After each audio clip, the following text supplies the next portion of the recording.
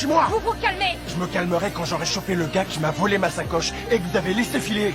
Au fait, vous devez vous identifier avant d'interpeller un suspect. D'abord, je savais pas que vous étiez la victime. Ensuite, j'ai pas eu le temps de m'identifier à cause de l'urgence de la situation. L'homme ne croit pas un mot de ce qu'on lui dit. Voyant cela, Lopez, agacé, lui demande sèchement s'il veut qu'ils appellent la police pour retrouver sa mallette ou s'il préfère continuer à leur donner des ordres. Evara répond qu'il est très occupé et leur précise que sa mallette contient un traceur GPS, exigeant qu'il la récupère immédiatement. Rechercher un suspect, c'est pas un jeu de piste. Vous voulez bien nous excuser? Ouais. West suggère qu'il ferait mieux de l'aider à retrouver son bien afin d'éviter toute plainte ultérieure. Si jamais il la ramène encore une fois, je lui balance un coup de bombe lacrymo. Allez, go! Formidable. Ça promet.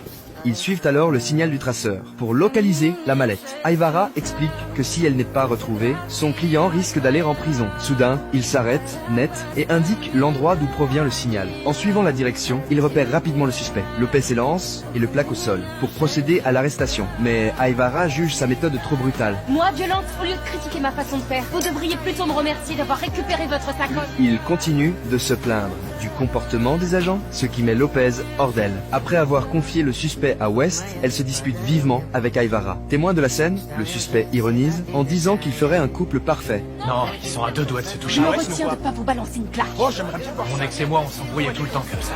Le soir même, Aivara retrouve Lopez. Pareil que vous êtes venu déposer une nouvelle plainte. Non, plus de plainte. Je vous assure. Il lui explique qu'il a tendance à vouloir toujours avoir raison et à défendre les plus faibles, ce qui, reconnaît-il, a pu altérer son jugement. Vous avez tout fait pour m'aider alors que ça ne vous disait rien du tout. Et je tenais sincèrement à vous en remercier. C'est grâce à vous si j'ai récupéré ma sacoche. De rien. Et j'aimerais vous inviter à dîner. Vous m'offrez un verre?